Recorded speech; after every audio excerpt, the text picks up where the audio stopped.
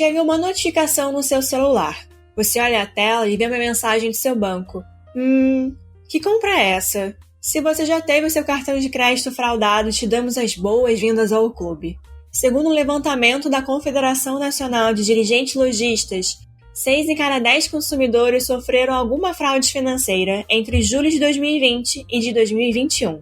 Afinal, o constante vazamento de dados sensíveis torna cada vez mais difícil bloquear as ações de fraudadores que conseguem se passar por você.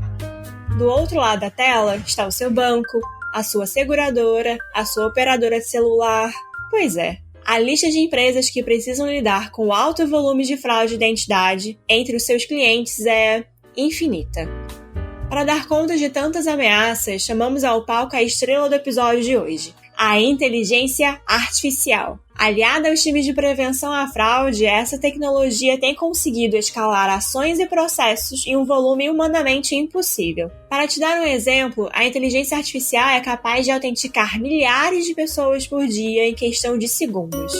Aqui na Minds Digital, já desenvolvemos algoritmos próprios de inteligência artificial para identificar pessoas pela voz e mapear comportamentos suspeitos. Mesmo com resultados muito positivos até agora, essa tecnologia precisa ser constantemente refinada, pois os fraudadores estão sempre se reinventando. Para desvendar como acontece a mágica de prevenir fraudes por voz, Open Your Minds hoje com Vitor Rodrigues, nosso cientista de dados, e com Igor Hufnagel, nosso CTO. Pegue seu café e bora conversar sobre os nossos desafios e aprendizados até agora.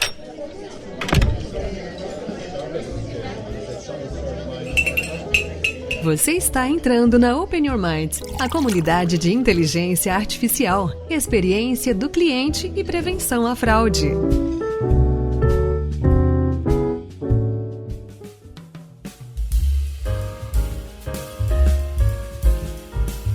Oi Igor, oi Vitor, que bom que vocês toparam hoje tomar um café comigo e conversar sobre a experiência de vocês nos bastidores da prevenção à fraude por voz. Oi Clarice, tudo bem? Prazer estar aqui pra gente falar um pouquinho de biometria, né? Vamos lá. Opa, e aí Clarice? Prazer é meu estar participando aqui desse bate-papo contigo e com o Igor, vamos lá. Show! Para começar, quero tirar minha principal dúvida no assunto de hoje. Como é possível identificar fraude de identidade através da biometria de voz? Certo. Eu acho que quando se trata de segurança através da voz, tem algumas maneiras que a gente pode pensar nisso, né? Uma maneira mais intuitiva aí seria pensar que a gente vai gravar a voz de uma pessoa e considerar essa gravação a biometria dela, né? Então, semelhante quando a gente considera uma foto com a biometria facial, ou até mesmo quando a gente configura uma digital aí no nosso celular pela primeira vez, né? A partir desse momento a gente consegue comparar novas gravações com essa biometria já cadastrada e chegar à conclusão de se é ou não a mesma voz. Um outro cenário um pouquinho até mais complexo é quando a gente consegue comparar essa voz, essa gravação de voz, com diversas outras gravações, como, por exemplo, comparar com um banco já conhecido de fraudadores. Então, a gente consegue chegar na conclusão de se aquela voz específica ela é a voz de um fraudador ou não. Então, existem diversas maneiras, né, de a gente trabalhar com a voz para diversos propósitos. Esses são só alguns exemplos que a gente pode aplicar aí em um cenário de combate a fraudes e biometria. E quando alguma empresa quer adotar esse mecanismo antifraude, né, da biometria, como é que funciona essa implementação? Falando um pouquinho mais do lado da própria Minds, a implementação em termos de desenvolvimento desse sistema, eu acho que se dá em alguns momentos diferentes. Por ser um modelo de inteligência artificial, a gente tem a etapa que consiste em pesquisa e entendimento do problema e compilação de uma base de dados aí de áudios, nesse caso, que seria para fazer o treinamento e teste e até a avaliação da performance em cenário real desse modelo, né? A outra etapa consiste no desenvolvimento do sistema em si, que vai suportar esse modelo para ele ser utilizado em um cenário real. E então essa parte inclui toda a parte de construção de um banco de dados, construção do sistema em si e de um portal em que o cliente consegue interagir e visualizar os resultados, né? Todas essas etapas já foram desenvolvidas aqui por parte da Minds. A gente tem um time focado especificamente para a evolução desse modelo de inteligência artificial e outra equipe específica para focar na parte de desenvolvimento desse sistema e desse portal mencionado. E acho que é importante adicionar que a plataforma ela foi pensada desde o início para ser um SaaS, né? Software as a Service, e exigia um mínimo de esforço em termos de integração. Então a gente está trabalhando muito forte no desenvolvimento de uma SDK nossa para facilitar essa integração do lado do cliente, além da gente também estar tentando, né, trabalhar na integração com call centers e CRMs já conhecidos aí no mercado, para na hora de chegar no momento ali de integrar com um determinado cliente, talvez a gente já tenha pronto essa integração e aí reduza o esforço de implementação do lado do cliente. Em termos práticos, o que a gente precisa é receber um pedaço do áudio do cliente para que a nossa API possa fazer uma análise e retornar o resultado, se é ali de fato uma fraude ou não, ou se tem um comportamento estranho ali ou não. Então, hoje a gente, em apenas alguns segundos, a gente consegue validar, além da voz do usuário, verificar se existe algum comportamento suspeito naquela conta. Por exemplo, se tem ligações de DDDs ou telefone diferente, além de outras ações em sites suspeitos que a gente consegue identificar através dos nossos algoritmos de machine learning e da integração com o CRM do cliente. Tá, uma empresa, quando ela adota, ela quer essa plataforma no sistema dela para complementar e ajudar na prevenção à fraude, ela fica fazendo várias reuniões com o nosso time. Como é que funciona isso? A gente já chega resolvendo tudo e só comunica como é que tá o andamento? É um trabalho conjunto, assim? Sim, é um trabalho conjunto. A gente trabalha bem perto do cliente para fazer essa integração inicial. E aí o cliente tem algumas opções. A gente oferece uma plataforma do nosso lado, onde ele pode entrar, navegar e ver já as operações e trabalhar por ali. Ou a gente pode integrar com o CRM do cliente, para que ele tenha tudo num sistema que o time dele já está acostumado. Então depende aí de como que o cliente vai querer trabalhar. Mas a gente tem um time do nosso lado para ajudar nessa integração inicial, para colocar a plataforma funcionando lá certinha do lado do cliente. Legal. E aí, é necessário treinar as equipes das empresas que estão envolvidas nesse processo? Quais são os cuidados nessa hora de integrar tecnologia e pessoas? Então, como eu disse anteriormente, a plataforma ela foi pensada desde o início para ser SaaS. Então a gente tenta fazer, a gente investe bastante em usabilidade para que ela seja bem simples e não seja necessário treinamento. Uhum. Assim, a gente tem uma equipe do nosso lado para suportar essa integração inicial, igual eu expliquei, se caso o cliente precise, a gente consegue ajudar ele nessa integração inicial, mas na prática o que a gente tem visto é que as empresas estão conseguindo trabalhar sozinhas na plataforma sem muita dificuldade. E outro ponto, igual eu expliquei, é a possibilidade de integração no CRM do próprio cliente, que aí a equipe dele já está acostumada a trabalhar naquele sistema, então não precisa de um treinamento específico. Legal, aí fica bem fácil, né, adotar essa plataforma. Exatamente. E no dia a dia, assim, na operação, né, quando é que pode acontecer o que as pessoas chamam de falso positivo e falso negativo na identificação de uma pessoa? Como é que vocês orientam as equipes a lidarem com isso? Certo. Quando a gente fala de um modelo de inteligência artificial, aqui um pouquinho para explicar um pouquinho antes o que significa um falso positivo e um falso negativo, né? Quando a gente fala de um modelo de inteligência artificial em uma tarefa com 2 possíveis cenários, nesse caso, os cenários são a mesma voz ou não é a mesma voz, a gente tem alguns possíveis casos, né?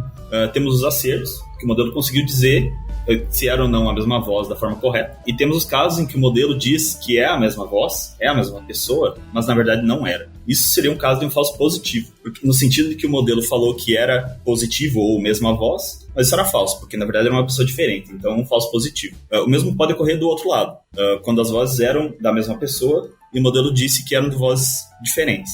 Isso seria um caso de um falso negativo. Cada empresa aí, nesse caso, cada empresa ou cada cenário, né, pode considerar um desses casos mais prejudicial que o outro. Por exemplo, na área médica isso é bastante comum, né? Um modelo automático afirmar que a pessoa não está doente, ou seja, o resultado de um exame saiu negativo, nesse caso, mas na verdade a pessoa estava doente. Então esse seria um caso em que o falso negativo seria muito mais prejudicial do que um falso positivo. Então, como é que tu consegue moldar esse modelo para se ajustar a essas necessidades? É sempre muito importante tentar entender qual que é o cenário do cliente aí.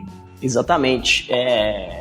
O importante é saber que na biometria de voz, como o Vitor explicou, assim como qualquer outra biometria ou algoritmo de deep learning, pode acontecer tanto um falso positivo quanto um falso negativo. E por isso que a gente trabalha no início ali muito próximo do cliente para calibrar o modelo de acordo com a situação, né, de cada cliente. Igual o Vitor explicou. Tem clientes que para eles um falso positivo é menos pior, tem outros que o falso negativo é menos pior, então depende ali do cliente. A gente calibra isso junto dele no primeiro momento. Além disso, a nossa plataforma, quando ela identifica algum comportamento suspeito, ou que ela identifica ali que a voz não é do cliente, o que ela faz é ela abrir uma flag para o time de prevenção a fraudes do cliente atuar. Então, não necessariamente ela toma uma ação sozinha. Claro que isso também pode ser configurado caso o cliente já queira trabalhar dessa forma. Mas, normalmente, o que a gente vê nos clientes é que ela abre uma flag para a equipe de prevenção do cliente investigar. E aí a nossa plataforma oferece também todo um histórico e alguns insights ali para suportar essa análise do time de prevenção para eles tomarem a decisão se é flag ou não. E aí, cada cliente pode optar pela forma como se sente mais confortável em trabalhar. Tem alguns que preferem abrir a flag para o time de prevenção e travar as operações lá no call center, como alteração de dados cadastrais ou emissão de segunda via de cartão, por exemplo. E já tem outros que preferem usar a biometria como mais um dos fatores ao lado de outros birôs e scores. Aí vai da preferência de cada cliente. Nessa experiência de vocês, assim, nesses clientes, nos primeiros meses que eles adotam, né, nossa plataforma de prevenção a fraudes com biometria de voz, quais são as principais dúvidas ou dificuldades que vocês recebem ou reparam que as empresas têm? Para mim, eu acho que a maior dificuldade é entender que, principalmente numa tarefa com biometria de voz, muitas vezes é um processo de evolução do próprio modelo, né? Com o tempo em que pesquisa, maior quantidade de dados, esse processo vai sempre ficar cada vez mais robusto, isso é um fato, né? Então, mas também é importante dizer que nem eu falei antes, a Minds já passa por isso e a gente tem um time focado exclusivamente só nisso, né? Então, essa evolução, ela vem acontecendo, já vem acontecendo há um tempo e vai seguir acontecendo, então isso daí simplesmente ele vai ficar cada vez mais robusto e maduro conforme o tempo. Eu concordo com o Vitor. Assim, o principal desafio que a gente vê é geralmente no início do projeto, onde a gente precisa calibrar o modelo ali e o modelo precisa aprender os padrões daquele cliente específico, né? Na verdade, dos clientes daquele cliente.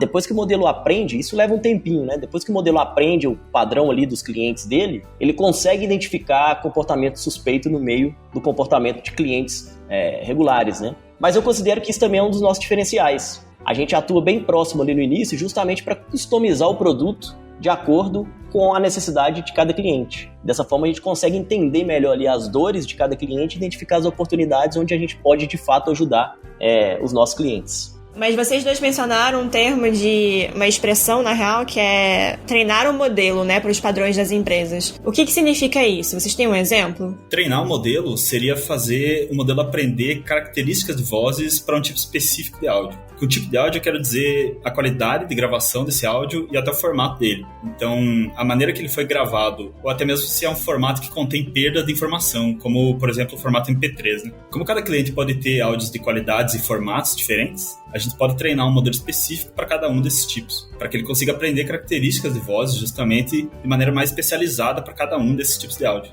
Exatamente. E assim, a gente já mapeou os principais formatos aí do mercado e a gente já tem modelos treinados para esses formatos. Então, geralmente, quando chega um novo cliente, a gente já tem um modelo pronto que atende a necessidade daquele cliente. É só uma questão ali da gente customizar, definir junto com ele um threshold ideal, né? Para saber qual que é a confiança mínima para o modelo levantar uma flag ou não. Então, a não ser que seja alguma coisa assim muito fora do padrão, a gente já tem aqui alguns modelos prontos que vão se adaptar à realidade aí de cada um desses clientes. Legal, são tipo modelos pré-prontos, né? Que aí depois vão ter uns ajustes aí na implementação. Exato. E caso seja necessário treinar um modelo específico para aquele cliente, a gente consegue também. Massa. E durante esse dia a dia, né, dando suporte às empresas, aos nossos clientes, quais foram os principais insights e aprendizados que vocês tiveram? Olha, teve um episódio bem interessante, que foi quando a gente conseguiu identificar e mapear a atuação de uma quadrilha em um dos nossos clientes. Era tão absurdo a atuação dessa quadrilha que os caras chegavam a imitar vozes de pessoas idosas para tentar enganar os atendentes de call center. Você vê o nível que esses fraudadores chegavam, né?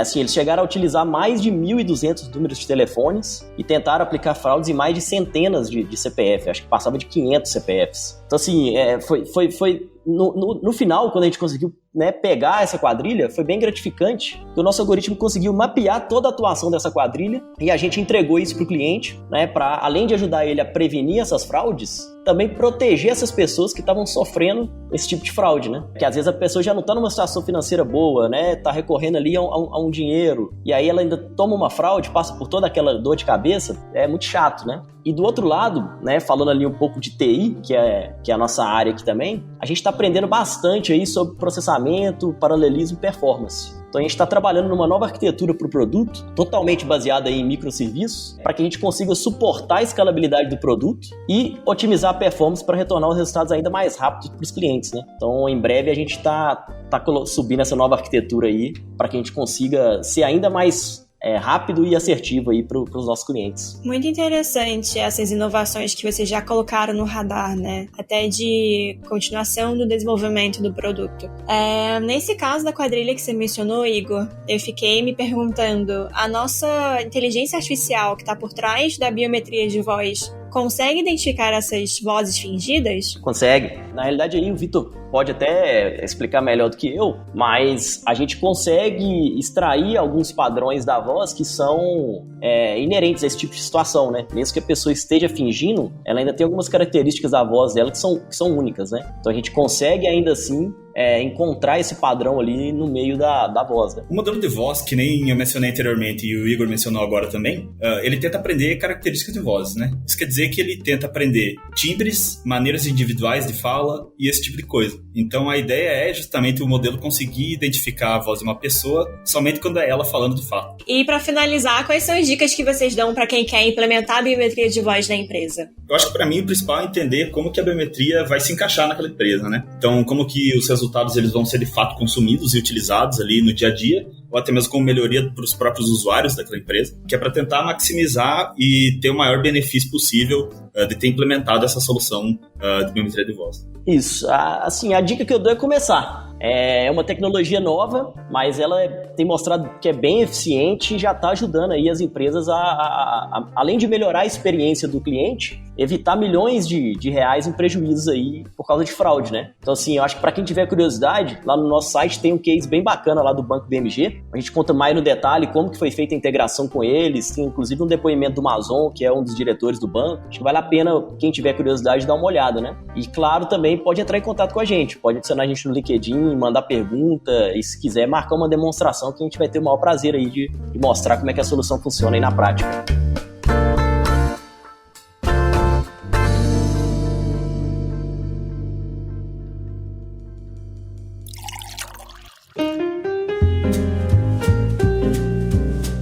Show, gente. Muito obrigada por esse cafezinho. Foi um prazer conversar com vocês e entender melhor como é que a gente previne fraude por voz. Prazer foi meu. Eu que agradeço. Boa, valeu aí. Valeu, Igor. Valeu, Clarice. Foi muito massa. Você ouviu? Open Your Mind, a comunidade de inteligência artificial, experiência do cliente e prevenção à fraude.